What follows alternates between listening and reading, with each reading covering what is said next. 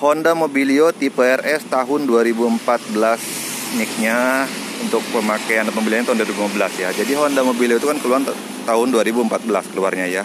Nah untuk tipe RS ini baru ada tahun 2015 akhir. Nah RS ini logonya RS, itu artinya bukan racing sport ya, bukan pula rumah sakit. RS itu adalah road selling, jadi penamaan untuk mobil-mobil Honda yang sporty dan fun to drive, tapi untuk harian, untuk daily drive, untuk dipakai harian. Nah RS ini pertama kali disematkan pada Honda Jazz tahun 2008. Nah, untuk Mobilio ini baru ada tahun 2014 akhir. Oke, kita lihat ya tipe RS ini dari belakang. Lihat, spoilernya gede banget, sporty. Bumper juga beda, ada list chrome-nya. Oke, belum ada defogger tapi sudah ada wiper belakang. Kita buka bagasinya. Oke, ini untuk bagasinya lumayan lega dibandingkan dengan Avanza, Livina, R3. Ini masih lebih gede bagasinya dan kursinya bisa dilipat 50-50 untuk sendernya, tapi untuk bawahnya harus semuanya kelipat ya. Belum bisa rata lantai mobil ini ya. Dilipatnya oke seperti ini. Kita lihat ke bawah. Nah, ini knalpotnya, ban serepnya ada di bawah. Ban serepnya masih pelek kaleng. Oke, kita lihat ke samping. Untuk profil bannya ini beda ya peleknya untuk tipe RS ini, tapi masih pakai ring 15 165 85 ring 15. Oke, kita lihat dari samping ini ada roof rail di atasnya. Bawahnya juga ada bumper dan body kit samping ya, atau body kit samping. Oke, kita lihat ke depan ya. Oke, kita lihat dari depan. Nah, ini Mobilio yang tipe RS ini lampunya sudah pakai proyektor, tapi masih pakai halogen ya. Di bawahnya juga bumpernya beda, lebih sporty, dan ada list chrome di bawah fog lampnya. Kemudian chrome-nya juga lebar. Oke, kita buka mesinnya. Nah, ini mesinnya 1500 cc 4 silinder Honda iVTEC. Menghasilkan tenaga 118 horsepower dan torsi 148 Nm. Nah, ini untuk tenaganya terbesar di kelasnya ya. Honda Mobilio ini yang transmisi otomatis CVT berpenggerak roda depan. Oke, kita lihat yang tipe RS ini sudah ada ABS. Oke, ini kap mesinnya ya belum ada peredam. Dan ini cukup ringan kap mesinnya. Oke, kita tutup. Kita masuk di baris kedua. Sekarang kita lihat dashboardnya ya. Nah, duduk di baris kedua ini Honda Mobilio cukup nyaman. Sudah ada double blower AC ya dengan 3 percepatan. Kemudian nah kursinya ini cukup tipis. Jadi Honda ini ngepres body-bodinya itu supaya lega di dalam nih ya.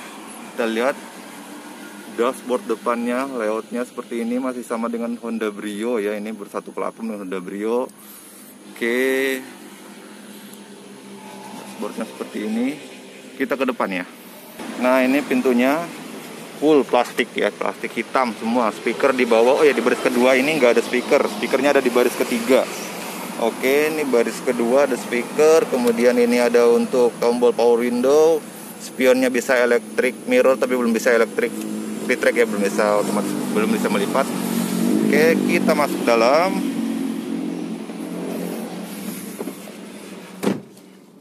Nah, ini dia di dalam Honda Mobilio. Kuncinya seperti ini, sudah immobilizer. Kuncinya jadi tidak bisa diduplikat sembarangan. Kita nyalakan mesinnya. Nah, ini untuk speedometernya. Starter.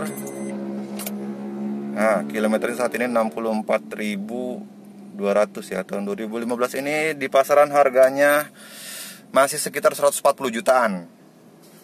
Oke, kita lihat ya. Setirnya seperti ini, sudah SRS airbag, klakson, ada steering switch control ya untuk tipe Prestige dan tipe RS. Kemudian untuk AC-nya kita nyalakan, ini masih puter-puteran seperti ini, belum digital.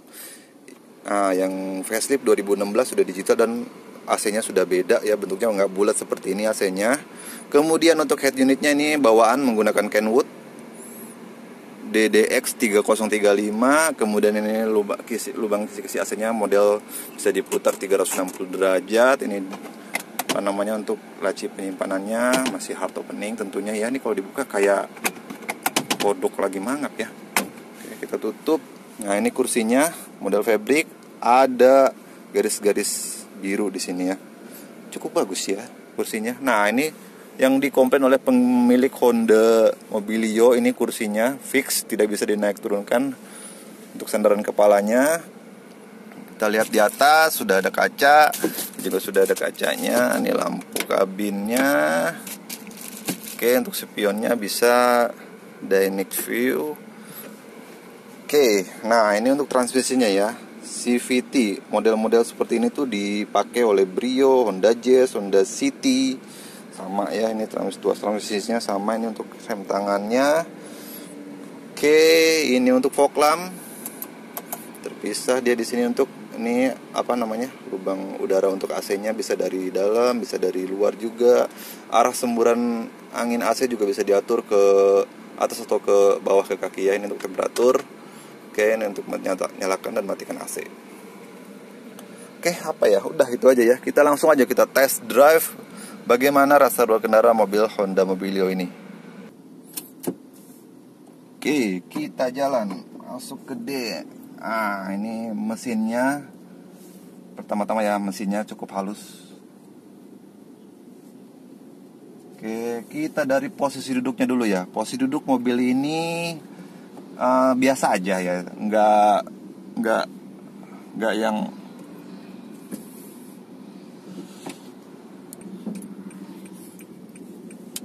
kayak posisi duduknya tuh standar biasa aja, masih lebih enak Expander dan R3 kalau untuk kursi duduknya ya.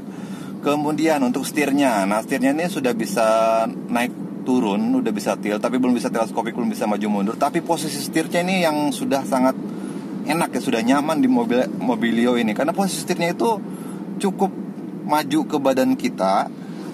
Nah untuk tinggi gue yang 180 cm ini enak, meskipun tidak bisa maju mundur, tapi ini sudah pas gitu posisinya. Nah posisinya itu masih lebih enak Expander sih, karena dia bisa teleskopik kan. Tapi ini juga oke loh. Ini R3 Expander, posisi setir gue no komplain lah. Untuk bobot setirnya juga ini sangat ringan, tapi masih lebih ringan Expander tentunya ya. Tapi ini ringannya cukup ringan, sama kayak Grand Livina yang generasi awal ya. Ini sama-sama ringan. R3 Avanza masih lebih berat setirnya. Ini enteng, lumayan enteng. Tapi ketika ngebut kencang di jalan tol, ini bobotnya lumayan lebih memberat ya, supaya lebih stabil. Oke, untuk digenggam juga setirnya ini nggak terlalu kecil kayak Avanza dan R3 itu kan kekecilan ya kalau digenggam itu. Kalau ini rasanya kayak bawa mobil Eropa gitu, lumayan gede, lumayan pas. Oke, kemudian untuk mesin 1500 cc nya ini berputar sangat halus. Respon gasnya juga ke transmisi CVT-nya tuh ke mesinnya tuh enak gitu, nggak kayak CVT-nya Nissan Grand Livina yang lumayan agak delay. Kalau ini lumayan responsif CVT-nya itu. Biasanya kan kalau CVT tuh yang gue cobain ya, biasanya rata-rata CVT tuh agak lebih lemot gitu. Kalau ini lumayan cepet naiknya itu mesin. Nah CVT-nya ini juga berputar sangat efisien ya, karena sudah drive by wire. Ini udah gasnya sudah nggak pakai kabel. Tapi CVT-nya itu berputar selalu kalau lagi santai begini tuh 1200 rpm gitu, jarang di 2000 gitu. Jadi mesinnya itu sangat irit. Di kelasnya ini mobil paling irit, paling kenceng dan paling irit di kelasnya ya, mobil Honda Mobilio ini. Karena kalau dipakai santai begini gitu, mesinnya itu hanya berputar di 1500. Jarang mesinnya itu teriak tinggi RPM-nya. Oke. Untuk mesinnya. Kemudian untuk suspensi mobil ini tergolong cukup keras di kelasnya ya. Cukup keras kalau kita lewat jalanan yang gelombangnya cukup atau banyak lubang-lubang yang cukup dalam, berasa sekali ke badan itu ngocoknya gitu loh. Tapi kalau untuk jalanan yang keriting tapi masih agak nggak terlalu dalam gitu, ini enak, redamannya enak. Tapi efek positifnya tuh ke handlingnya. Ini handlingnya nih juara di kelasnya, paling enak Mobilio ini.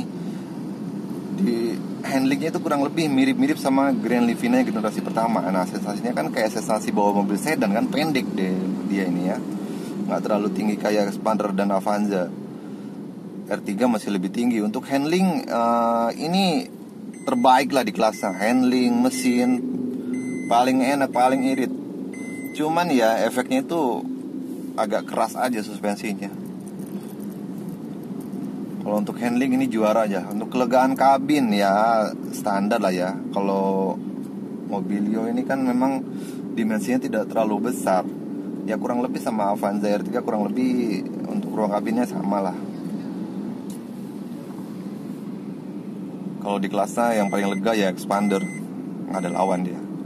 Bahkan disandingkan dengan Innova pun mungkin Expander berani untuk kelegaan kabin ya. Tapi kalau untuk Mobilio, untuk Avanza, Divina yang generasi pertama kurang lebih mirip-mirip lah dimensinya, kelegaan kabinnya. Nah, oh ya, untuk pajaknya untuk wilayah Jakarta ini sekitar 4 jutaan ya pajaknya. Ini karena progresif kedua, pajaknya sampai 4,9 juta, hampir 5 juta progresif kedua untuk wilayah DKI.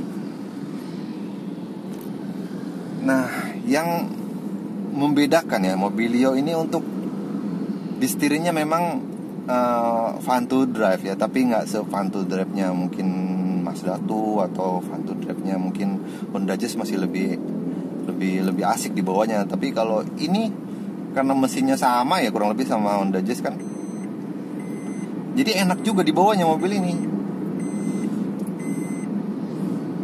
Di dalam kota itu gitu, ngeliuk-ngeliuk tuh enak, lincah mobilnya. Nih ya, tuh kecepatan 60, gasnya kita kalau udah agak naik kita lepas dikit aja, udah dia tetap ngebut. Oh di 1500. Nah, ini agak nanjak, kita injak, teriak dulu di 2000 rpm. Kalau sudah dapat tenaganya turun langsung. Nah itu CVT ya. Sebenarnya gue nggak suka dengan transmisi CVT ini, tapi untuk Mobilio ini oke lah, transmisi CVT-nya lumayan gesit gitu. Karena tenaga mesinnya juga menunjang 118 horsepower. Sementara Livina yang sama-sama pakai CVT tenaganya hanya 109 horsepower. Jadi mungkin dia agak terasa boyo larinya, Grand Livina yang facelift itu. Nah, kemudian di kelasnya ya sangat disayangkan gitu. Ini kan mobil biasa sama orang Indonesia dibawa jalan kemana aja kan. CVT itu agak kurang kalau ditanjakan ya kan. Kurang kuat, kurang durable juga, kurang untuk pemakaian jangka panjang. CVT ini memang perawatannya harus ekstra ya. Jangan lupa di kilometer 40.000 kuras atau ganti. Kebanyakan orang cuek, kilometer 100 ribuan rata-rata pada jebol CVT-nya karena nggak pernah diganti olinya. Padahal CVT ini 20.000 lah ganti kalau mau aman. Murah kok olinya. 20.000 itu sekitar kilometer 20.000 ganti oli CVT itu sekitar 400 ribuan ya, 4 liter. Harus jadi perhatian transmisi CVT-nya ini. Karena kalau udah rusak, wassalam bos. Diganti nih kalau CVT-nya jebol di bengkel resmi, itu bisa 60 jutaan ganti satu gelondongan CVT. Kalau untuk reparasi bengkel-bengkel special matic itu di angka 18 jutaan. Nah kan lumayan kan. Hanya jangan telat ganti olinya ya. Jangan pula ganti oli sembarangan. Pastikan belinya untuk matic CVT ya, jangan yang lain, bahaya bisa jebol. Nah kita lihat ya, ini mobil handlingnya enak banget sih ya. Memang nyaman dan fun to drive. Tapi kalau untuk ketemu jalanan keriting, ketemu tanggulan aja, udah nggak enak. Redaman itunya kurang nyaman. Tapi positifnya ke handlingnya, asik banget nih mobil. Di bawahnya menyenangkan. Kalau mobil-mobil yang suspensinya keras ya, di bawahnya itu emang menyenangkan gitu. Kalau jalan rata begini, aspal halus begini tuh enak gitu. Pas ketemu jalan geradagan, disitulah deritanya.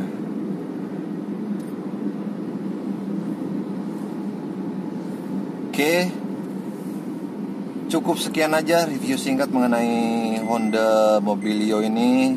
Apakah recommended di angka 110 jutaan? Ini recommended sih ya, karena modelnya keren, ganteng.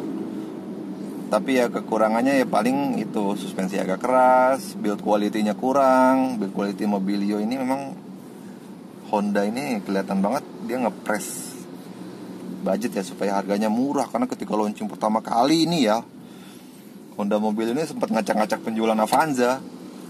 Keluar pertama kali tipe termurahnya itu 159 juta, gue ingat banget waktu itu. Sekarang tipe termurahnya 200 jutaan dah, 205 Mobilio ini ya. Dulu tuh 159 juta udah dapat LMVP Honda pula. Langsung pasar mobil LMVP diacak-acak sama dia. Sempet penjualannya itu ngalahin kalau nggak salah sempat ngalahin Avanza Xenia waktu itu penjualannya, tapi hanya sekali. Habis itu lama-lama orang mungkin sudah tahu ya, jadi biasa aja penjualannya menurun. Sama kayak Expander kan, sempet ngacak-ngacak penjualan Avanza, tapi lama-lama harganya naik, mahal. Nah, tetaplah Avanza juaranya lagi penjualan. Nah, ini untuk di kelas LMVP, kalau buat yang nyari mobil ingin nggak standar ya, kalau boleh Avanza Xenia gitu kan orang udah ngeliatnya standar banget LMVP. Kalau ini asik sih ya buat anak muda, masih oke gitu, nggak terlihat tua banget. Kalau bawa Avanza kan kesannya mobil babe-babe. Maaf ya. Kalau bawa ini kayaknya dipakai anak muda masih oke lah. Keluarga muda ya kan, punya anak 2 misalnya kan, masih oke, cukup oke lah bawa mobil ini. Oke, sekian aja review kita kali ini. Terima kasih. Wassalamualaikum warahmatullahi wabarakatuh.